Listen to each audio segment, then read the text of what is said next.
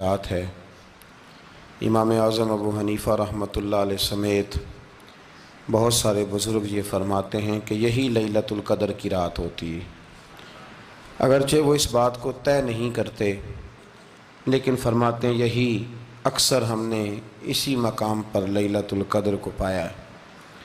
नबी रहमत अलैहिस्सलाम ने सहाबाए किराम अलैहिम रिदवान के सामने गुज़श्ता उम्मतों के अहवाल ज़िक्र फरमाए कि एक हज़ार साल उनकी उम्रें होती थी, 1500 साल तक वो ज़िंदा रहते थे।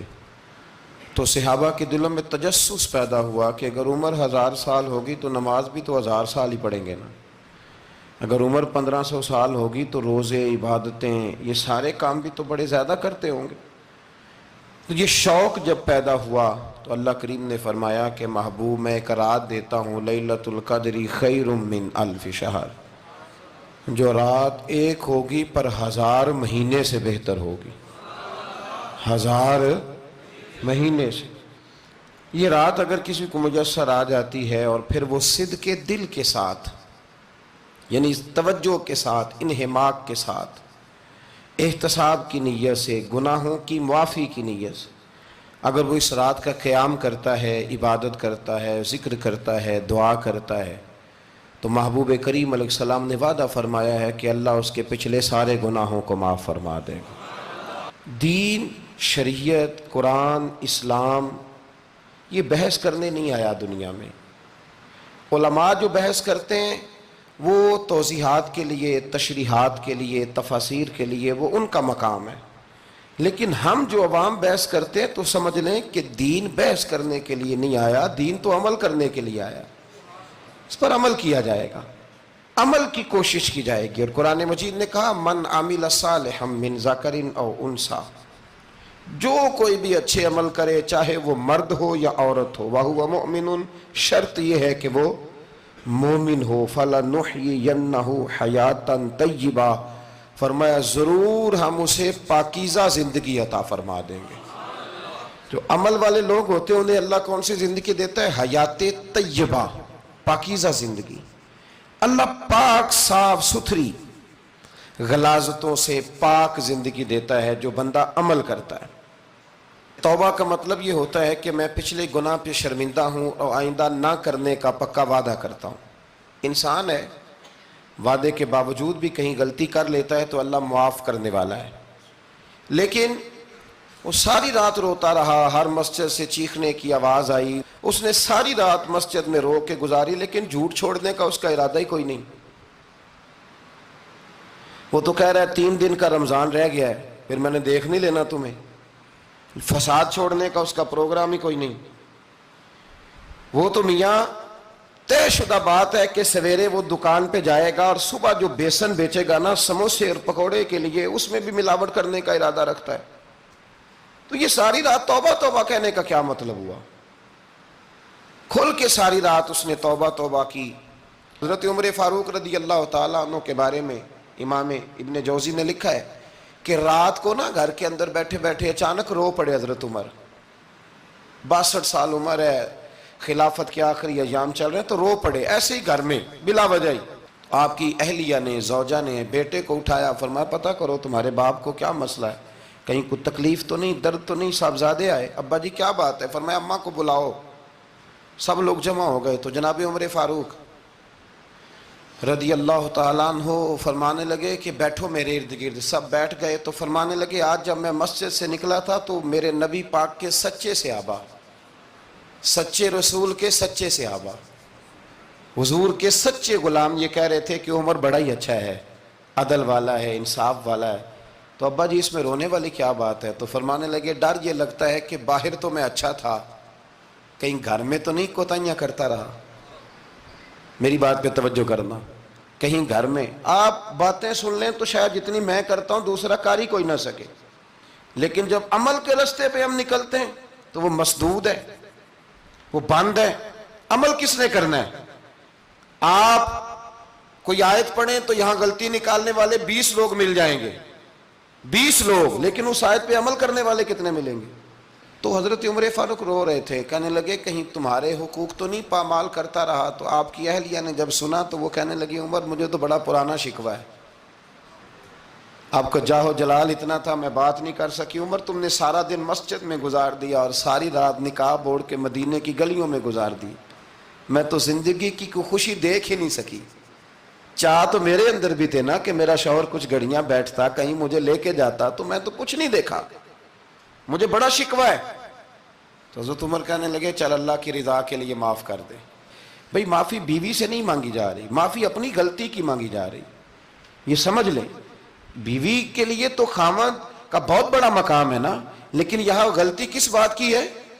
اپنی کمزوری پر غلطی کا اعتراف کر کے معذرت کا سوال کیا جا رہا ہے۔ تو حضرت عمر کہنے لگے معاف کر دے، تو اہلیہ کہنے لگی میں نہیں معاف کرتی، میری شرط پوری کریں۔ فرمایا وہ کیا؟ فرمانے لگی قیامت میں جب اللہ آپ کے لیے جنت کا حکم دے گا تو آپ میری سفارش کریں گے اللہ کی بارگاہ میں؟ سفارش کریں گے کہ یا اللہ مجھے کپڑے دھو کے دیتی تھی، میری عزت کی حفاظت کرتی تھی، میرے بستر کو پاک رکھتی تھی، کہیں گے؟ تو حضرت عمر فرمانے لگے تیرے ساتھ وعدہ رہا، رب نے اگر عمر کو اپنے فضل، اپنے کرم اور اپنے محبوب کے صدقے جنت دی تو عمر تیرے بغیر جنت میں نہیں جائے گا۔ عمل کا رستہ، عمل کا رستہ دیکھیں نا، 2 دفعہ استاد بات کرتا ہے، 2 دفعہ، اور کوئی زیادہ، ایک تو ہے نا کہ ایم اے اور جناب ایم ایڈ اور ایم فل اور پھر پی ایچ ڈی قسم کا استاد، ایک وہ جو matric P T C teacher ہے نا، وہ 2 دفعہ اسٹوڈنٹ کو کام کہے تو تیسری دفعہ وہ ناراض ہو جاتا ہے، کہتا ہے میں 2 دفعہ کہا ہے۔ بچے کو آپ 2 دفعہ کہتے ہیں اور اگر تیسری دفعہ کہنا پڑے تو غصہ آتا ہے نہیں آتا؟ بھئی تو نے اتنی دفعہ کہا ہے، تو سمجھ نہیں رہا بات کو۔ اور اگر اللہ کریم قرآن مجید میں سینکڑوں دفعہ کہے نماز پڑھو، سینکڑوں دفعہ، اور یہ بہانے کر رہا ہے، یہ بھی پروگرام بنا رہا ہے، پھر کہتا ہے میں بے چین رہتا ہوں، میں بے قرار رہتا ہوں۔ عمل کا رستہ اس کو اختیار کریں، آپ سکون میں رہیں گے۔ بد عمل آدمی اور بے عمل آدمی یہ ہمیشہ پریشان رہتے ہیں، ہمیشہ۔ عمل کریں، توبہ کریں تو پھر بدل جائیں، پھر تبدیلی آئے، اور یہ کوئی مشکل کام نہیں، جو بدلنے والے تھے وہ بدل گئے، بڑا کچھ کرتے تھے پر پھر وہ لوگ بدل گئے۔ حضرت فضالہ رضی اللہ تعالیٰ عنہ کہتے ہیں کہ میں بڑا دلدادہ تھا عورتوں کا، اور میرا ماحول یہ تھا کہ میں قتل بھی کر لیتا تھا، معاذ اللہ چوری بھی کر لیتا تھا، اور رات میری طبیعت تھی معاذ اللہ نئی سے نئی عورت کے پاس جانا۔ کہتے ہیں ابو جہل نے اعلان کیا کہ جو نبی پاک علیہ السلام کا سر اقدس معاذ اللہ کاٹ کے لائے گا، نقل کفر کفر نہ باشد، 100 سرخ اونٹ انعام ملے گا۔ تو میں نے ارادہ کر لیا کہ میں بہت سارا انعام حاصل کروں گا۔ قرآن مجید میں نا اللہ فرماتا ہے کہ بہت سارے لوگ ایسے ہیں جنہیں اگر میں رزق میں کشادگی دے دوں، زیادہ پیسے دے دوں، فرمایا باغی ہو جائیں، وہ سرکش ہو جائیں۔ یہ بہت سارے لوگوں کو جو اللہ تبارک و تعالیٰ اعتدال میں رکھتا ہے تو یہ ان کے لیے بہتر ہے۔ ہر بندہ دولت کے ہوتے ہوئے نیک ہو سکتا، تو یہ اللہ اگر رکھتا ہے نا اعتدال میں تو شکر کرے اللہ کا، ورنہ تو لوگ عیاشیاں کریں، پتہ نہیں کیا کچھ کر گزرے۔ تو حضرت فضالہ کہتے ہیں کہ میں نے خنجر تیار کیا اور میں نے بغل میں اس کو چھپایا، اوپر میں نے چادر اوڑھ لی۔ اب مجھے پتا تھا ظہر کی نماز کے بعد نبی پاک صلی اللہ علیہ وسلم طواف کعبہ کے لیے، بیت اللہ شریف کے طواف کے لیے جاتے ہیں۔ کہتے ہیں میں بھی اس طرف بڑھا، رستے میں نا وہ خاتون جس کے گھر میں نے رات آنا تھا، میں نے دروازے پہ دستک دی، میں نے کہا کہ تیار رہنا، تیار رہنا، آج میں بڑے پیسے لے کے آؤں گا۔ اسے میں نے یہ کہا اور پھر میں چلا گیا بیت اللہ شریف کا طواف کرنے۔ کہتے ہیں اللہ کے محبوب بھی طواف کر رہے تھے تو میں نے بھی طواف شروع کر دیا۔ ارادہ یہ تھا کہ جہاں نبی پاک علیہ السلام میرے قریب سے گزریں گے تو موقع پا کر میں حضور کے جسم اقدس پر خنجر کھونپ دوں گا اور معاذ اللہ شہید کر دوں گا۔ کہتے ہیں حضور ایک دفعہ بھی میرے پاس سے گزرے تو میں ہمت نہ کر سکا، دوسری دفعہ بھی پاس سے گزرے تو میں ہمت نہ کر سکا، تیسری دفعہ بھی گزرے تو میں ہمت، نبی کریم صلی اللہ علیہ وسلم 2-3 دفعہ گزرے تو فرماتے ہیں کہ مجھے موقع نہ ملا، اس لیے کہ حضور فرماتے ہیں اللہ نے روب کے ساتھ میری مدد فرمائی، دشمن پر میرا روب طاری ہو جاتا ہے۔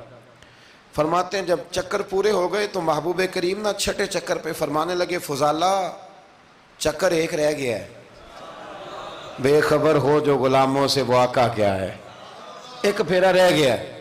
کہتے ہیں طواف مکمل ہو گیا تو محبوب میرے قریب آئے، فرمایا وہ کام کرتے کیوں نہیں جس کے لیے آئے تھے؟ میں نے عرض کی یا رسول اللہ کون سا کام، کیسا کام؟ اندر تو چور تھا نا، بانج فقیروں کسے نہیں ماریا، اے ہوئی چور اندر دا، اندر چور تھا نا۔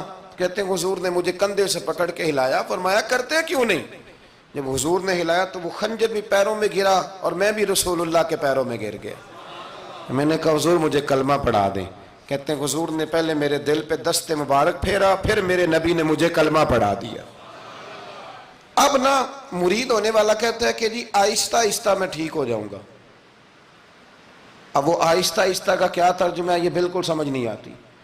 بھئی کسی بندے سے 5 لاکھ روپیہ لینا ہے تو اس سے وہ کہتا ہے جی میں آہستہ آہستہ دوں گا، 500 روپیہ دے دیا کروں گا روز کا، تو کہتے ہیں میری رقم خراب ہوتی ہے، پورے دو۔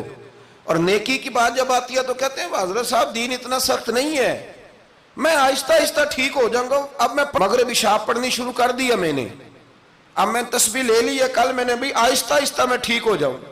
یعنی رقم لینی ہو تو وہ آہستہ آہستہ قبول نہیں ہے، لیکن اور مکان کی رجسٹری اگر کرانی ہو تو مالک مکان کہے گے آہستہ آہستہ کرا لو، کہتے ہیں پیسے پورے دیے ہیں، سویرے چل اور بیان دے۔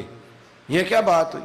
یہاں یہ جو ہمارا ماحول تھا نا کر لیں گے ہو جائے گا، یقین کریں لوگ قبروں میں چلے گئے ہیں پر مسجدوں میں نہیں آئے۔ ہر کام سے لوگ ریٹائر ہوئے پر گناہوں سے ریٹائر نہیں ہوئے، آخر تک تباہی اتر گئی لیکن لوگ بدلنے کو تیار نہ ہوئے۔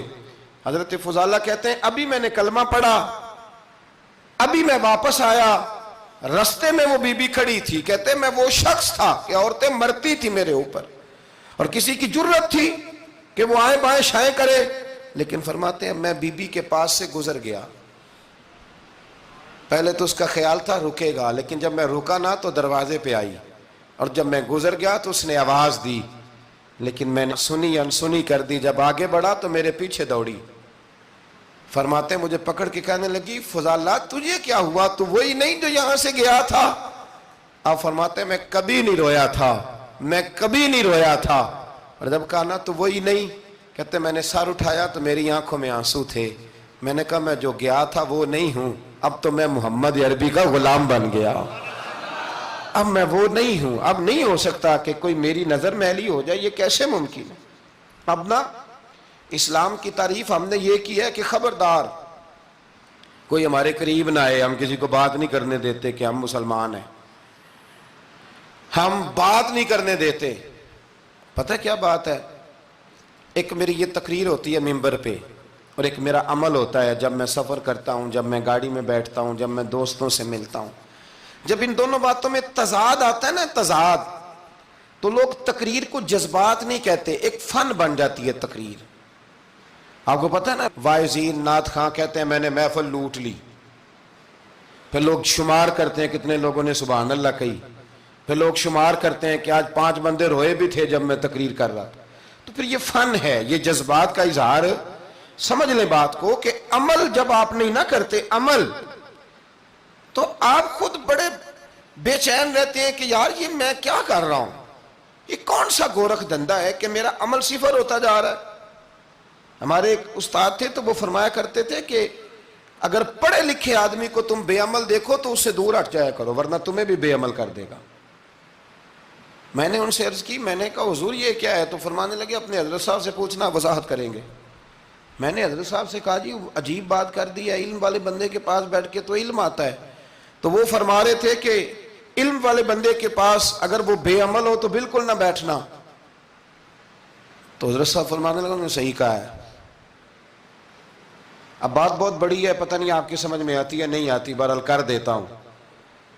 پڑھا لکھا بندہ اگر بے عمل ہو تو اس کے پاس، تو میں نے کہا حضور کیوں؟ فرمانے لگے اس لیے کہ وہ اپنی بے عملی پر بھی دلائل دے گا، وہ بے عملی پر بھی دلیلیں قائم کرے گا کہ یہ وجہ ہے تو اس لیے میں ایسے کر رہا ہوں۔ تو چونکہ وہ بے عمل ہے اور ہے پڑھا لکھا، نبی کریم صلی اللہ علیہ وسلم کے غلام نہ پل بھر میں بدل جاتے تھے، اور اللہ تعالیٰ بھی نا بڑے موقع دیتا ہے ہمیں، بڑے موقع۔ حضور نے فرمایا جس نے ایمان اور احتساب کی نیت سے روزے رکھے وہ نئی زندگی کا آغاز کرے، اس لیے کہ اللہ نے اس کے پچھلے سارے گناہ معاف فرما دیے۔ میرے نبی کریم علیہ الصلوۃ والسلام نے فرمایا جو شخص بیمار ہو گیا، مریض ہو گیا، اور نسائی شریف میں فرمایا کہ 3 دن تک بستر پہ رہا اور اس نے شکوہ نہ کیا اللہ کا، اور جب وہ شفا یاب ہو کے بستر سے اٹھا ہے نا، تب اللہ نے اس کے پچھلے سارے گناہ معاف فرما دیے۔ اور فرمایا جو حج کرنے گیا، حج کر کے واپس آیا، اللہ کے حبیب فرماتے ہیں یوں سمجھے کہ میں آج ہی ماں کے پیٹ سے پیدا ہوا۔ بڑے موقع اللہ نے دیے، بڑے موقع، بڑے سارے موقع عطا فرمائے کہ میں تیرے پچھلے گناہ معاف کر دوں گا، تو بھی تو نئی زندگی کا آغاز کرنا، تو بھی تو شروع کرنا نئے سرے سے، تو بھی تو بدل کے آنا، تو بھی تو اپنے اندر تبدیلی پیدا کرنا۔ سالوں بیت گئے، ہمیں سالوں بیت گئے، تقریر کرتے، تقریر سنتے، قرآن سنتے، پورا قرآن سنتے، ترجمہ اور تفسیر لوگوں نے پڑھ پڑھ کے بڑا جگہوں پہ لوگ دلائل دیتے، بات کرتے۔ کب وہ وقت آئے گا جب ہم عمل کریں گے؟ تھوڑا مجھے سفر کرنا پڑتا ہے، دنیا میں گھومتا رہتا ہوں، تو کچھ چیزیں ایسی ہوتی ہیں جو کبھی کبھی انوکھی ہو جاتی ہیں۔ میں ایک جگہ پہ تھا تو وہاں 4 5 6 عمرے کے ٹکٹ تھے محفل میں، تو ہمارے آپ کو پتہ ہے نا وہ جو دلیلوں والے لوگ ہیں ان بیچاروں کو بھی کوئی دلیل نہیں ملتی۔ تو ایک صاحب مجھے کہنے لگا جی عمرے کا ٹکٹ دینا جائز ہے قرآن اندازی کر کے؟ میں نے کہا یار چلو جائز ہی رہنے دو، تیری مہربانی، کہ اب اس پہ بھی اعتراض آ گیا ہے۔ میں نے کہا 100% جائز ہے، کوئی اس میں کوئی ایسی بات نہیں ہے، لیکن اندازی تو شروع ہو گئی جو حدیث میں نہیں آئی، عمرے کے ٹکٹ والی ہے جائز، پر نبی پاک نے جس قرآن اندازی کا کہا تھا وہ کب ہوگی؟ حضور نے فرمایا تمہیں پہلی صف کے ثواب کا پتہ چل جائے تم قرآن اندازی کرو، وہ کس دن کرنی ہے، کس مسجد میں ہوتی ہے؟ حضرت عبداللہ ابن مسعود فرماتے ہیں تمہیں پتہ چلے اذان کا ثواب کتنا، تم قرآن اندازی کرو۔ کب کرنی ہے؟ کون پڑھے گا اذان؟ کون یہ آگے بڑھ کے کام کرے گا؟ بھئی جو قرآن اندازی حدیث میں ہے وہ کب ہوگی؟ یہ تو قرآن اندازی شروع ہو گئی اور ہو رہی ہے، اب تو لوگ جہیز دینے لگے ہیں قرآن اندازی کر کے، یہ ماحول بن گیا۔ دین عمل کرنے کے لیے آیا ہے، جو حکم میرے نبی پاک کے غلاموں کو ملا انہوں نے عمل کر کے دکھایا، انہوں نے عمل کر کے دکھایا، وہ عمل کے میدان کے لوگ تھے۔ حضرت ابوبکر صدیق سے زیادہ روایات مروی نہیں ہیں، اگر ڈھونڈنے نکلو گے تو زیادہ قول نہیں ملیں گے ان کے۔ حضرت عمر فاروق کے زیادہ اقوال، زیادہ ارشادات آپ کو نہیں ملیں گے۔ حضرت سیدنا عثمان غنی کی زیادہ باتیں آپ کو نہیں ملیں گی، ان کا عمل ملے گا، ان کا کردار ملے گا، ان کا لب و لہجہ ملے گا، زندگی گزارنے میں کیا طریقہ اختیار کیا وہ آپ کو ملے گا۔ اب تو وہ لوگ رخصت ہو گئے جن کے عمل سے لوگ زندگی پکڑتے تھے، عمل سے، کردار سے۔ تو عمل کا رستہ کب اختیار کریں گے، آگے کب بڑھیں گے؟ میرے رسول کریم صلی اللہ تعالی علیہ وسلم کے غلام عمل کرتے تھے، اور جب عمل کرتے تھے پھر اس کا رزلٹ آتا تھا۔ یاد رکھنا رزلٹ نیتوں کا آتا ہے، ارادوں کا آتا ہے، عمل کا آتا ہے۔ گفتگو کا رزلٹ، آپ بڑا اچھا سبق سنا لیں تو پیپر نہ دیں تو پاس ہوں گے کہ فیل؟ آپ تو کہہ رہے تھے وہ مجھے سارا ہی آتا تھا۔ تو عمل آپ کرتے ہیں تو عمل پر نتیجہ ہوتا ہے، عمل پر۔ حضرت عبداللہ ابن مبارک رحمت اللہ علیہ کے جو والد تھے نا، ان کا نام مبارک تھا، وہ ایک باغ میں رہا کرتے تھے، باغ کی دیکھ بھال کرتے تھے بڑے صاف ستھرے، بڑی ان کی طبیعت میں نکھار تھا۔ آج مسئلہ ہمارے ملک کا یہ ہے کہ ہمارے ملک میں صرف سیاستدان ہی جو ہے وہ غلط کام نہیں کرتا، یا بہت بڑی انڈسٹری ہو تو وہاں ہی خرابی نہیں ہوتی، بلکہ ریڑھی والے کا بھی اگر ہاتھ پڑ جائے نا تو چھوڑتا وہ بھی کوئی نہیں، الا ماشاءاللہ۔ وہ بھی جو اچھے آم ہوتے ہیں وہ فرنٹ پہ لگائے ہوتے ہیں، اس نے دکھانے کے لیے اور ہوتے ہیں اور دینے کے لیے اور ہوتے ہیں، اور وہ کہتا ہے کہ یہ بھی تو میں نے بیچنے ہیں نا، تو بھئی اگر یہ بھی بیچنے تھے تو اکٹھے لگانے چاہیے تھے، لیکن معیار ہے نا ہمارا، عمل کا رستہ مسدود ہے۔ حضرت مبارک جو تھے وہ مالی کے طور پر غریب آدمی تھے تو کام کاج کرتے تھے۔ تو ایک دن باغ کا مالک آ گیا، اس نے آ کے آپ سے کہا کہ کنوں کا باغ تھا. اس نے کہا کہ لاؤ ایک. کنوں لا کے دیا تو کھٹا تھا. اس نے کہا یہ نہیں ٹھیک, دوسری درخت سے لاؤ. دوسرے سے لائے تو وہ بھی کھٹا تھا. تیسرے سے لائے وہ بھی کھٹا تھا. کہنے لگا بیٹے کتنے سال ہو گئے تمہیں؟ تو فرمانے لگے 10-12 سال. تو کہنے لگے تمہیں ابھی بھی نہیں پتا کس جگہ کا کنوں میٹھا ہے, سارے کڑوے لائے ہو. تو آپ فرمانے لگے آپ نے مجھے دیکھ بھال کے لیے رکھا ہوا ہے, کنوں چکھنے کے لیے نہیں رکھا. مجھ سے قسم اٹھا لیں کبھی میں نے چکھا بھی ہو, اس لیے کہ میرے ذمے اور کام. باغ کا مالک کتنا خوش ہوا کہ اس نے آزاد بھی کر دیا, اپنی بیٹی کا نکاح بھی کر دیا, اور وہ باغ بھی آپ کو تحفے میں ہی دے دیا. ان کے گھر حضرت عبداللہ بن مبارک پیدا ہوئے. ان کے والد گرامی کہتے ہیں کہ ایک دن پھر ایسا ہوا کہ میں نے نا باغ بڑا سجایا, سوارا, محنت کری. بادشاہ آ گیا. تو بادشاہوں کو بھی کچھ چیزیں پسند آ جاتی ہیں نا, اور ہمارے ملک میں تو ڈھیر سارے لوگ بادشاہ ہیں, ڈھیر سارے لوگ بادشاہ ہیں. اگر کسی تگڑے بندے کو کسی غریب کی جھونپڑی پسند آ گئی پھر اسے دینی ہی پڑے گی. بلکہ ایسی ایسی خبریں سننے کو ملتی ہیں کہ چودھری صاحب نے آ کے کہا ہے کہ مفت دینی ہے کہ پیسے لے کے دینی ہے. یہ یہاں تک خبریں. تو بادشاہ آ گیا, اس نے دیکھا بڑا سجا سنورا باغ ہے. اس نے حضرت مبارک سے کہا کہ مجھے نا جوس بنا کے پلاؤ کنوں کا. تو حضرت نے اسے نا جوس دیا, اس نے پیا تو بڑا مزہ آیا. کہنے لگا ایک گلاس اور نہیں دیتے؟ تو حضرت اور بنانے لگے. تو اس کے دل میں نا اس سے پہلے خیال آ گیا کہ باغ بڑا شاندار ہے اور پھل بھی بڑا مزیدار ہے, تو قبضہ نہ کر لوں, اپنا ہی نہ ہو جائے. یہ اس کو دیتے ہیں تھوڑے بہت پیسے, یہ نکل جائے گا, نہ بھی نکلا تو ڈانٹ دیں گے. اتنی دیر میں نا حضرت مبارک رحمت اللہ تعالیٰ علیہ ایک گلاس شربت کا اور بنا کے لے آئے. بادشاہ کو دیا نا, تو اب جو گلاس آیا تو کڑوا تھا, کسیلا تھا, کھٹا تھا. تو بادشاہ کے گلے کو پڑا تو کہنے لگا یہ تم نے کیا کیا؟ پہلے تو بڑا میٹھا تھا, باغ وہی ہے تو ذائقہ کیسے بدل گیا؟ تو آپ فرمانے لگے وہ بادشاہ کی نیت بدلی ہے نا, بادشاہ کی نیت بدلی ہے تو اس کا بھی ذائقہ بدل گیا ہے. تو نیت نہ آپ کی بدلتی. تو اور یہ حضور کا فرمان ہے, فرمایا اللہ کے کچھ بندے ایسے ہوتے ہیں جو اللہ کے دیے ہوئے نور سے دیکھتے. کہا آپ کی نیت بدل گئی تو اس کا ذائقہ بدل گیا. اب بادشاہ نے دل میں کہا نہیں یار بندہ کہہ تو ٹھیک ہی رہا ہے, یہ تو اس کی محنت سے اللہ نے پھل دیا ہے, مجھے ایسا نہیں کرنا چاہیے. تو حضرت دوڑ کے گئے تو دوسرا جوس کا گلاس بنا کے لائے. اب دیا تو میٹھا تھا. کہنے لگا اب کیا ہوا؟ فرمانے لگے آپ کی نیت ٹھیک ہو گئی ہے تو رب نے ذائقہ بھی ٹھیک کر دیا ہے. نبی پاک علیہ السلام نے فرمایا اللہ تو تیرے گمان کے قریب رہتا ہے, تیرے گمان کے. یہ میں بچوں کو نا تھوڑے دن پہلے میں انہیں کہہ رہا تھا دین میں آگے بڑھنے کے لیے کوئی سیاست نہ کرنا, کوئی چکر نہ چلانا. میں نے چکر چلانے والے لوگ ہمیشہ پیچھے رہ جانے والے دیکھے. تھوڑا کر لینا پر اتنا کرنا جتنا مخلص ہو کے ہو سکے. کوئی چکر چلانا, کسی کھاتے میں پڑنا, اس سے بچنا, نہ پیچھے رہ جاؤ. میں نے بڑے بڑے تیز لوگوں کو زندگی میں زیرو دیکھا ہے, اور بڑے بڑے سادے لوگ جن کو 50,000 روپیہ گننا پڑ جائے تو تھک جائیں, لیکن اللہ نے انہیں دیا ہے تو بغیر حساب کتاب ہی عطا فرمایا ہے. تو ہم نہ نیتوں کے بل بوتے پر عمل کریں, خالی باتیں نہ کریں. آپ کا جو عمل ہوگا وہ آسانی کر دے گا. حضرت حبیب اجمی بڑے مالدار تھے. دنیا میں ڈھیر سارا فساد مالداروں کی وجہ سے ہوتا ہے. یہ جو شادیاں مہنگی ہوئی ہیں نا, یہ ابھی تھوڑا عرصہ پہلے کی بات ہے کہ شادی میرج ہال میں کرنے کا کسی دیہاتی کو کہتے تھے تو وہ کہتا تھا کہ میں نے نہیں میرج ہال میں کرنی, 30 کروں توڑی دیے. اب کیا ہوا ہے؟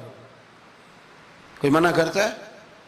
بلکہ جو بڑے دور دراز دیہات ہیں ان میں بھی میرج ہال بن گئے. یہ امیر کچھ قباحتیں ایسی پیدا کرتے ہیں کہ غریبوں کے لیے بھی مشکل ہو جاتی ہے. یہ کچھ ایسے معاملات لاتے ہیں میدان میں کہ پھر عام لوگوں کے لیے اس میں مشکلات ہوتی ہیں, چونکہ وہ رواج بن جاتا ہے معاشرے کا. پیسے والا آدمی اس رواج کو لاتا ہے میدان میں, اس سے خرابی ہوتی ہے. اور پھر میرے غریب کا یہ حال ہے کہ امیر کو رسم چھوڑ دے تو چھوڑ دے, غریب کو قرضہ اٹھانا پڑے چھوڑنی کوئی شے نہیں اس نے, جو مرضی ہو جائے, اس نے کوئی چیز پیچھے نہیں ہونے دینی. حضرت حبیب اجمی بڑے مالدار تھے تو وہ کاروبار کر. یہ مالدار لوگ جو ہوتے ہیں نا یہ تو کہتے ہیں پیسے کو پیسہ ہے نا, کتنا مشہور ہے جملہ, پیسے کو پیسہ. تو یہ پھر مارکیٹ میں پیسہ پھینکتے ہیں تو یہ پیسہ کھینچنے کے لیے پیسہ پھینکتے ہیں، پھر ایک دوسرے کو کہتے ہیں تیری وجہ سے مہنگائی ہوئی ہے، تیری وجہ سے مہنگائی ہوئی۔ حالانکہ مہنگائی کسی کی وجہ سے بھی ہوتی کس کے لیے؟ غریب کے لیے۔ مطلب پیٹرول مہنگا ہوا تو کرایہ بڑھ گیا بس کا، لیکن پیٹرول سستا ہوا تو کبھی کرایہ بھی سستا ہوا ہے، اس نے ادھر ہی رہنا ہے۔ تو مہنگائی کس بیچارے کے لیے ہوئی؟ غریب کے لیے، جس نے گھر جانا ہے نا، اس نے گھر جانا ہے۔ ابھی ہمارے ایک بچے نے جانا تھا تو سفر لمبا تھا، تو کہہ رہا تھا 1000 روپیہ میرے پاس ہے پر کرایہ 1500 لگتا ہے۔ ابھی بھی لوگ حساب کرتے ہیں اور پھر سوچتے ہیں کہ رستے میں شے کوئی نہیں کھانی، اس لیے کہ پھر کرایہ کہاں سے دوں گا، مینج کر کے رکھتے ہیں۔ یہ خدمت ہوتی ہے نا علماء کی، حفاظ کی، تو مجھے پتہ ہے، میں اس قبیلے کا آدمی ہوں، مجھے پتہ ہے کہ یہ کیسے حساب کر کے رکھتے ہیں کہ اب اتنے آئے ہیں تو اس میں سے یہاں، جس کے پاس ہیں ہی بڑے لمیٹڈ سے، تو وہ بیچارہ پہلے سے سوچ کے بیٹھا ہوتا ہے، مجھے پتہ ہے۔ جن کے پاس پھر بے حساب ہوتا ہے وہ پھر مارکیٹ میں پھینکتے ہیں تو کھینچتے ہیں، ظلم کرتے ہیں۔ حضرت ابی بی اجمی کہتے ہیں جب مال دیا اللہ نے تو میں نے سود کا کام شروع کر دیا۔ اب سود والوں کے پاس بھی بڑی دلیلیں ہیں، انشورنس والوں نے بھی فتوے رکھے ہوئے ہیں، وہ آگے فتویٰ دکھاتے ہیں، وہ کہتے ہیں جناب فتویٰ، تو میں نے کہا کہ فتویٰ مارکیٹ میں میری طرح کے مولوی ہیں میاں، اب کیسی بات کرتے ہو، فتویٰ تو مل ہی جاتا ہے، لیکن نبی کریم علیہ السلام کا وہ فرمان ذہن میں رکھنا کہ حضور نے فرمایا ایک حلال ہے تو ایک حرام ہے، ایک میں شک ہے۔ اللہ کے نبی فرماتے ہیں تم نے شک والی چیز سے بھی بچنا ہے۔ اس میں مشکوک ہو گیا نا کہ پتہ نہیں، اب دیکھیں نا علماء کا یہاں اختلاف ہے، جو جائز کہتے ہیں قابل احترام ہے، لیکن جو ناجائز کہتے ہیں ان کے بھی تقوی میں کوئی شک، تو شک آ گیا نا اس بات میں، تو حضور نے فرمایا تم شک والی چیز سے بھی بچو۔ حضرت ابی اجمی کہتے ہیں میں سود کا دھندا کرتا تھا اور بڑا سود لاتا تھا، بڑا سود، اور یہ سود جس پہ چڑھ جاتا ہے اس پہ اترتا نہیں۔ پاکستان کا بھی بنیادی مسئلہ یہ ہے کہ سود اتنی بڑی نحوست ہے کہ یہ اللہ رسول سے جنگ ہے، کیونکہ بہت زیادہ سود ہم دیتے ہیں۔ اس لیے میں تو آپ کو پتہ ہے جو کوئی برا کام کرے اس کو برا کہنا چاہیے، حکومتی لیول پر تنقید اس لیے اچھی ہوتی ہے کہ لوگوں تک جب پہنچتی ہے تو فائدہ دیتی ہے، لیکن جو بندہ اچھا کام کرے اس کی اچھائی کو بھی بیان۔ حضرت ابی بی اجمی رحمۃ اللہ تعالیٰ علیہ فرمانے لگے کہ سود کا کاروبار میں نے شروع کر دیا اور بڑا وسیع تھا میرا کام سود کا، میں سود لیتا تھا، سود پہ گزارا ہوتا تھا۔ میری بیوی مجھے سمجھاتی تھی کہ یہ سود ہے، یہ حرام ہے، یہ غلط ہے، سے بچو۔ کہتے ہیں وہ کئی دفعہ مجھے کہتی تو میں ڈانٹ دیتا۔ ایک دن نا میں سود کے پیسے لے کے نا آ رہا گھر، اس کا میں نے گوشت خریدا، بیوی کو دیا کھانا پکانے کے لیے، تو اس نے ہنڈیا چولہے پہ رکھی، کہتے اس نے ذرا اس کے اندر چمچہ جو چلایا ہنڈیا میں تو وہ لایا، میں گوشت تھا پر سارے کا سارا خون بن گیا، خون بن گیا سارے کا سارا۔ اللہ اکبر۔ کہتے ہو میری بیوی چیخیں مارنے لگی اور لا کے میرے آگے رکھا، کہنے لگے یہ تیرے سود کے پیسے خون بن گئے، آ تجھے بھی پلاؤں اور تیرے بچوں کو بھی۔ وہ کہتے ہیں نا کچھ لوگ کے گھر کے کونے سے چیخنے کی آواز آتی ہے تو سارے پیر بلائیں یا فرق کوئی نہیں پڑتا، تو میں کہتا ہوں پھر غور کر لو، شاید اس کونے میں کسی یتیم کے پیسے لگ گئے ہوں، کسی بیوہ کی آہیں ہوں۔ اگر اس رقم کی کوئی گھر بن جائے نا تو پھر ساری دنیا کے پیر جمع کرو تو چیخنے کی آوازیں بند نہیں ہوا کرتی۔ حضرت ابی بی اجمی رحمۃ اللہ تعالیٰ علیہ فرمانے لگے کہ وہ جب بن گیا نا خون، تو اب میرے اندر نا چوٹ لگی کہ یار اگر دنیا میں اللہ تعالیٰ مجھے نظارے دکھا رہا ہے تو آخرت میں میرا کیا بنے۔ کہتے ہیں میں درد کے ساتھ باہر نکلا، بچے گلی میں کھیل رہے تھے، جب ان کے قریب سے گزرنے لگا نا تو ہم تو کہتے ہیں نا لوگ حسد میں بات کرتے ہیں، لیکن ایسی بات نہیں ہے۔ کچھ شریر لوگ ہوتے ہیں جو حسد میں بات کرتے ہیں، پر دیکھنا چاہیے کہ لوگ ہمارے بارے میں کیا کہتے ہیں۔ انتم شہداء اللہ فی الارض، حضور نے فرمایا تم زمین پر اللہ کے گواہ ہو۔ مومن جو تمہارے بارے میں کہے کان لگا کے سنو، لوگ تمہیں کیا کہتے ہیں، کن لفظوں سے یاد کرتے ہیں، جن لفظوں سے لوگ دنیا میں یاد کرتے ہیں مرنے کے بعد بھی انہی لفظوں سے یاد کریں گے، انہی لفظوں سے۔ کوئی تمہارے لیے ہاتھ اٹھا کے دعا نہیں کرے گا، ہاں اگر تم نے خیر کی ہوگی تو پھر لوگ گلیوں سے نکل نکل کے آئیں گے، پھر لوگ روئیں گے کہ بندہ بڑا تھا۔ تو ابی بی اجمی کہتے ہیں میں باہر نکلا تو بچے کھیل رہے تھے، تو ایک بچہ ان میں سے کہنے لگا پیچھے ہٹ جاؤ، پیچھے ہٹ جاؤ، بڑا ظالم ہے، بہت بڑا سود خور ہے، چھوٹا بچہ۔ ایسا نہ ہو کہ اس کے پیروں سے مٹی اڑے اور ہمارے کپڑوں پہ پڑ جائے تو ہمیں بھی نحوست ملے. چھوڑو سودیا ہے. کہتے ہیں میرے دل پہ اور چوٹ لگی. میں نے کہا یا اللہ تیری چھوٹی چھوٹی مخلوق بھی مجھ سے نفرت کرتی. یہ بچے تک کہتے ہیں کہ میں اس طرح کا ہوں. بچے فرمانے لگے. میں وہاں سے سیدھا حضرت حسن بصری کے پاس گیا. میں نے کہا حضور مجھے توبہ کرا دیں. یہ پتہ ہے اللہ والوں کے پاس لوگ کیوں جا کے توبہ کرتے تھے, مرید ہوتے تھے؟ اس لیے کہ توبہ پہ قائم رہنا بڑا مشکل ہوتا ہے. کوئی ایسا بندہ ہونا چاہیے جو ہمیں توبہ پہ قائم رکھے, جو روز ہمیں نصیحت کرے. دیکھیں نا, ہمارے سینئر ہوتے ہیں ہر فیلڈ میں. اگر کہیں ہم الجھ جاتے ہیں تو اپنے سینئر سے بات کرتے ہیں. تقوی کے پرہیزگاری کے راستے میں بھی ہمارا کوئی سینئر ہونا چاہیے تاکہ وہ ہمیں بتائے کہ پرہیز کہاں کرنی ہے, دوائی کیسے کھانی ہے اور آگے کیسے بڑھنا ہے. فرمانے لگے میں حضرت حسن بصری کے پاس گیا, توبہ کی, معافی مانگی, گڑ گڑایا, بڑا رویا. تو خواجہ حسن بصری نے مجھے توبہ کرائی. میں نے پکا ارادہ کیا کہ مر جاؤں گا پر حرام کا پیسہ نہیں کھاؤں گا. مر جاؤں گا, حرام کا لقمہ نہیں کھاؤں گا. ویسے بھی ہم زیادہ کھا نہیں سکتے, یہ وارثوں کا مال ہوتا ہے, ہمارا تھوڑی ہوتا ہے. ہم کسی کے مال کے محافظ بنے رہتے ہیں اور کھائے گا کوئی اور حساب دے گا. اور جہاں تک بچوں کا معاملہ ہے نا, بچے اچھے ہوں نا تو پیسے بانی جاتے ہیں, اور بچے نالائق نکل آئیں تو جو ہوں وہ بھی اجڑ جاتے ہیں. تو اس لیے محنت تربیت پر ہونی چاہیے, نہ کہ بینک بیلنس پر ہونی چاہیے. حضرت حبیب اجمی کہتے ہیں واپس آیا سچی توبہ کر کے, ایک لقمہ حرام نہیں کبھی لوں گا. ابھی وہ بچے وہیں کھیل رہے تھے جن کے پاس سے میں گزر کے گیا تھا. کہتے ہیں واپس آیا تو وہیں کھڑے تھے. انہی بچوں میں سے وہی بچہ دوبارہ بولا, کہنے لگا پیچھے ہٹ جاؤ, پیچھے ہٹ جاؤ, اللہ کا ولی آ رہا ہے. کہیں ایسا نہ ہو کہ ہمارے پیروں سے گرد اڑے, اس کے کپڑوں پہ پڑے اور ہم بے ادب لکھ دیے جائیں. کہتے ہیں میں نے چلتے چلتے چیخ ماری کہ اے اللہ, ابھی تو میں آج بدلا ہوں, آج میں بدلا ہوں تو تو نے میرے حق میں ساری گواہیاں بھی بدل دی ہیں, تو نے سارا نظام بدل کے رکھ دیا ہے. تبدیلی اپنے اندر لائیں, روح کے اندر لائیں, مزاج کے اندر لائیں.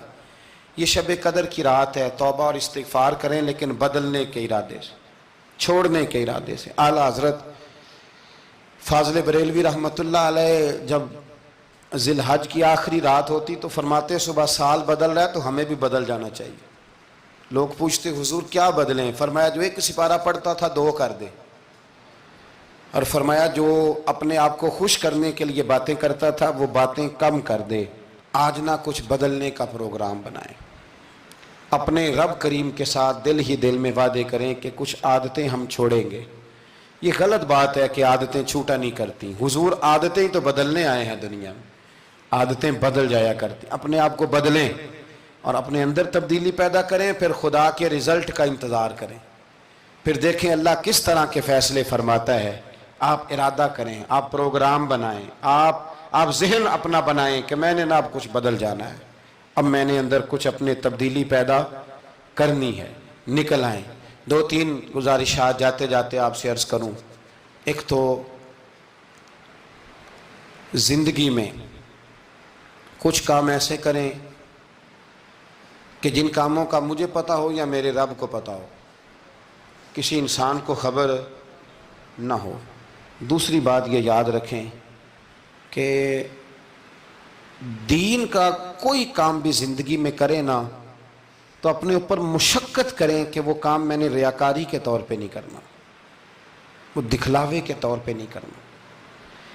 دینی معاملات کے اندر, دینی کاموں کے اندر, یعنی پہلے آپ اپنے آپ کو مطمئن کریں کہ واقعی آپ فی سبیل اللہ وہ کام کر رہے ہیں. اب یہ جو رسم ہے نا بے تحاشا, کچھ چیزیں بوجھ بننے لگ گئی ہیں, بوجھ. طبیعت محسوس کرتی ہے کہ یہ کیا ہو رہا ہے, مطلب ہم یہاں بھی ہم وہ کام کریں گے سیکھ کے, سن کے, تیار کر کے. باہر آئیں تھوڑا. حضرت ابو مرتعش ایک درویش گزرے, وہ کہتے ہیں میری حج کی تیاری تھی, میں گھر میں بیٹھا تھا, بالکل تیار تھا, کل پرسوں جانا تھا, تو میری اماں نے پانی مانگا, بیٹا پانی دینا. رسالہ کشیریہ میں اس کو لکھا ہے. کہتے ہیں اماں جی نے کہا پانی لاؤ, تو میں نے نا چھوٹے بھائی سے کہا اماں جی کو پانی دینا. اماں جی نے مجھ سے پانی مانگا ہے. جو پیر صاحب ہوتے ہیں ان کو بھی اماں کی خدمت کرنی چاہیے کہ نہیں کرنی چاہیے؟ وہ جو انڈسٹری کا مالک ہے 2 کروڑ روپیہ وہ نرس رکھ دے اماں کو کہ خود اماں کو روٹی کھلائے؟ وہ کہتا میں کر تو رہا ہوں، میں ہی تو تنخواہ دیتا ہوں، بی بی جو رکھی ہوئی ہے۔ کس کو خدمت کرنی چاہیے؟ ڈاکٹر صاحب کو، انجینئر صاحب کو؟ نبی وقت بھی ہو نا، نبی وقت بھی اور ولی وقت بھی، تو ماں اس کے لیے بھی قابل تعظیم ہوتی۔ آپ بات کو سمجھیں، نبی کریم علیہ السلام تو اپنی رضائی ماں آتی تھی تو حضور اٹھ کے کھڑے ہو جاتے تھے۔ حضور نے کہا یہ تعظیم کا موقع ہے۔ حضرت ابو مرتعش کہتے ہیں اماں نے پانی مانگا، کل میں نے حج پہ جانا تھا، چھوٹے بھائی سے کہا ذرا اماں کو پانی دینا، چونکہ میں تو پیر صاحب ہوں، میں تو علامہ صاحب ہوں، 25-30 آدمی ابھی گلی میں کھڑے ہیں مجھے ملنے والے، بہت پتر تو پانی لا دے، پانی کی بات ہی ہے نا۔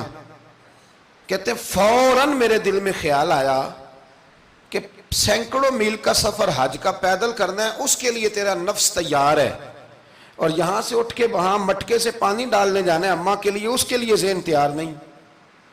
فرماتے ہیں پھر میرے اندر سے آواز آئی کہ یہ تو حج کرنے جا رہا ہے نا، اس میں لوگ تجھے حاجی کہیں گے، اور واپسی پہ تیرے گلے میں پھولوں کا ہار ڈالیں گے، لیکن اماں کو پانی پلانے پر تو کوئی بندہ انعام نہیں دے گا، کوئی شور نہیں ہوگا۔ تو فرماتے ہیں میں سمجھ گیا کہ ابھی میں حج کے لیے نفسیاتی طور پر تو تیار ہوں پر دلی طور پر تیار نہیں ہوں۔ کہتے ہیں میں نے حج کا ارادہ چھوڑ دیا۔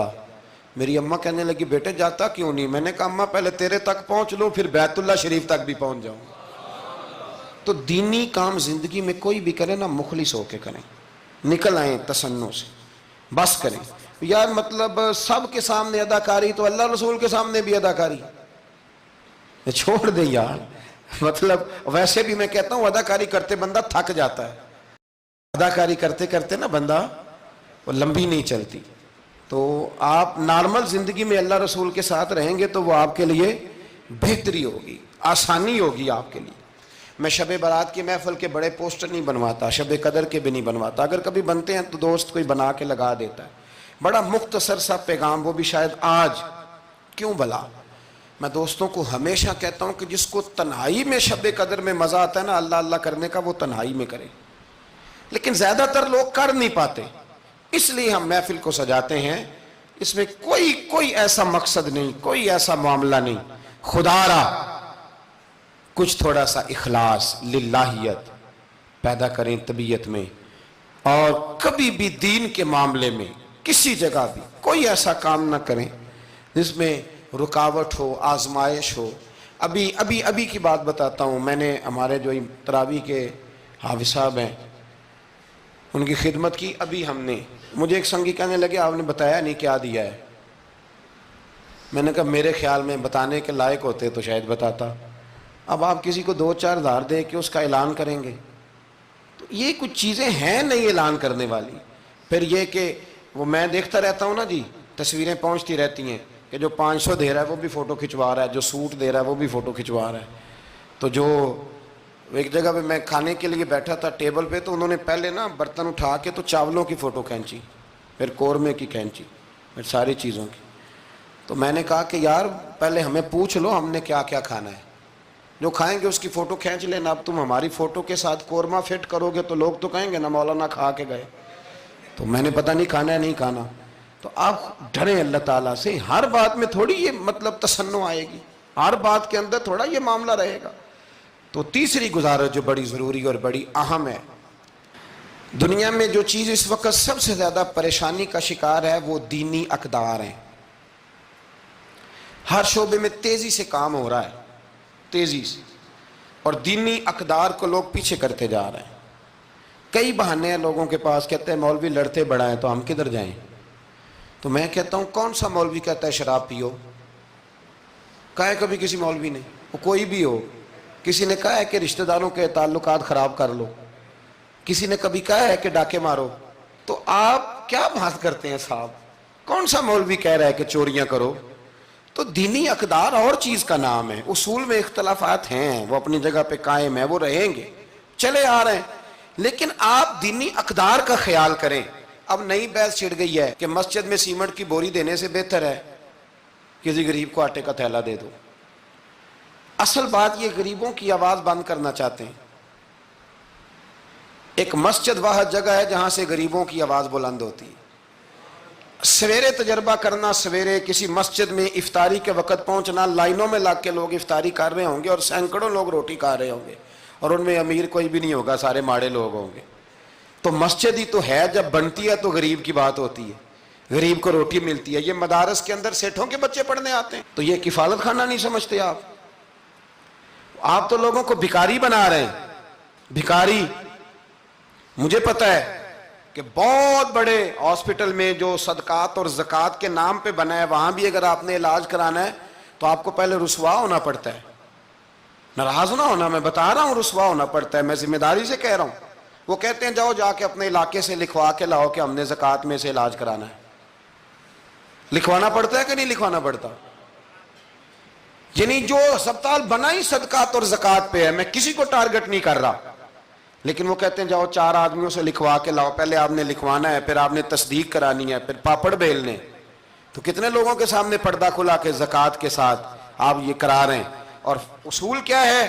صدر الشریعہ فرماتے ہیں اگر تمہیں پتہ ہے میرے بھائی کو زکوٰۃ لگتی ہے تو بتا نا زکوٰۃ ہے، اسے کیا ہے یہ عیدی ہے، بچوں کے کپڑے لے لینا، اسے بتا نا، پڑھیے بارے شریعت، بتا نا، اسے کہہ کہ یہ میری طرف سے تحفہ ہے، اسے کہہ ہی نہ۔ اسلام اتنی پردہ داری، یہ جو ہمارے مدارس ہیں نا، میں بڑی ذمہ داری سے، یہ مجھ سے پہلے ایک دوست نے پوچھا، پھر 2 4 5 لوگوں نے پوچھ لی یہ بات، تو میں نے کہا کہ نبی پاک کو یتیموں غریبوں کا بڑا خیال تھا، پر حضور نے تو مدینے آ کے سب سے پہلے مسجد ہی بنائی ہے، حضور نے باقی سارے کام بعد میں کی۔ تو یہ اب نیا پراپوگنڈا ہے، دینی اقدار میں تھوڑا تھوڑا نا اپنا حصہ ڈالیں۔ کس طرح بھلا؟ کس طرح؟ جب بہت سارے لوگ دین کے مخالف بات کر رہے ہوں تو آپ ایک آواز صرف بلند کر دیں کہ نہیں یار ایسی کوئی بات نہیں ہے، دین کل بھی قابل عمل تھا، آج بھی قابل عمل ہے، قیامت تک قابل عمل رہے گا۔ آپ اپنا حصہ ڈالیں، وہ چندے دینے وہ باقی معاملات بڑے بعد کے ہیں، لیکن میں سمجھتا ہوں سب سے زیادہ جس چیز کی ضرورت ہے وہ یہ ہے کہ ہم دین کے نمائندے بنیں۔ اب نہ 50 لوگ دین مخالف بات کر رہے ہوتے ہیں، پر ایک بھی اٹھ کے کہتا نہیں کہ یار یہ آپ ٹھیک نہیں کہہ رہے، یہ بات غلط ہے، یہ درست نہیں ہے۔ میں آپ سے گزارش کروں گا، وہ آپ کسی میدان میں بھی ہیں، کسی چوک میں بیٹھے ہیں، سوشل میڈیا پہ بیٹھے ہیں، کہیں بھی بیٹھے ہیں، آپ اپنے دین کے نمائندے بنیں۔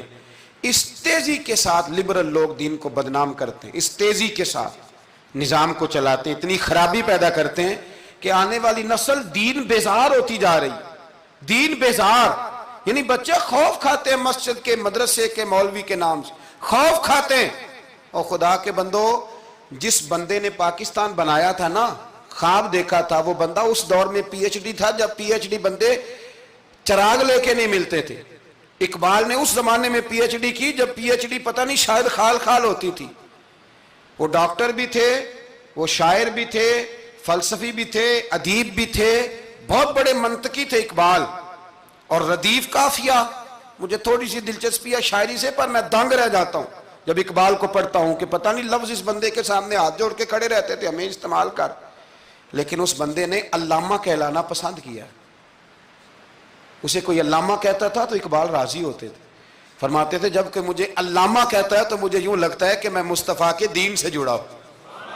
وہ پسند کرتے تھے یہ بات کہنا، پسند کیا اس شخص نے یہ، آپ سمجھے، سرما تھا میری آنکھ کا خاک مدینہ و نجف، یہ پسند کیا اس بندے نے یہ بات کہنا، اس نے پسند کیا اپنے آپ کو رسول اللہ صلی اللہ علیہ وسلم کا غلام کہنا۔ آپ سمجھے نہ جہاں میں کہیں بھی اما ملی، جو اما ملی تو کہاں ملی، کہنے لگے میرے جرم خانہ خراب کو تیرے عفو بندہ نواز۔ تو اس لیے دین کے آپ محافظ بنیں، اور میرے سے زیادہ آپ کی آواز بلند ہوگی۔ جب ایک اسٹوڈنٹ پینٹ شرٹ پہن کے دین کی بات کرے گا تو لوگ کہیں گے نہیں رمق ہے، اس کو یہ کہہ کے بند نہیں کریں گے تو مولوی ہے تیری۔ تو میں آج شب قدر میں آپ سے گزارش کرتا ہوں، میں منت کرتا ہوں، اب نہ بڑی تباہی ہو گئی ہے، میری نسل کے آنے والے بچے دین بیزار ہو گئے، وہ ڈرتے ہیں، شب قدر کی راتوں میں مسجدوں میں نہیں آتے، شب برات کی راتوں میں مسجدوں میں نہیں آتے۔ ایک تیزی سے جال پھینکا گیا ہے اور کافر اس میں کامیاب ہے۔ خدا را واپس لوٹو، اپنے دین کے نمائندے بنو۔ اقبال کہا کرتے تھے میری زندگی کا مقصد تیرے دین کی سرفرازی، میں اسی لیے مسلمان۔ میں اسی لیے نمازی.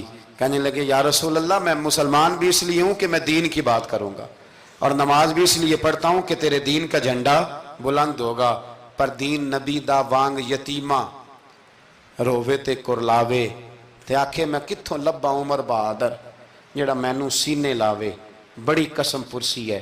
دین کے نمائندے بنو، دین کی ذمہ داریوں پر آپ اپنا کردار ادا کرو، یہ بڑا ضروری ہے. تھوڑی منصوبہ بندی دین کے لیے بھی کرو. اگر پروفیسروں میں، ڈاکٹروں میں، انجینئر لوگوں میں، سیاستدانوں میں آپ کو اچھے لوگ مل جاتے ہیں اور آپ دل و جان سے ان پہ قربان ہونے لگتے ہو تو کوئی دیندار بھی تلاش کاری لو، انشاءاللہ بڑے بڑے اچھے لوگ مل جائیں گے اور اللہ کے فضل سے مل جائیں گے، اللہ کے کرم سے مل جائیں گے. اور یہ وہ والا کھیت ہے جو اکثر سرسبز و شاداب ہی رہتا ہے، اکثر سرسبز و شاداب ہی رہتا ہے، اکثر اس کے اندر خوبصورتی اور پھل پھول اور پودے لگے رہتے ہیں. جو میں نے کہا میں دعا کرتا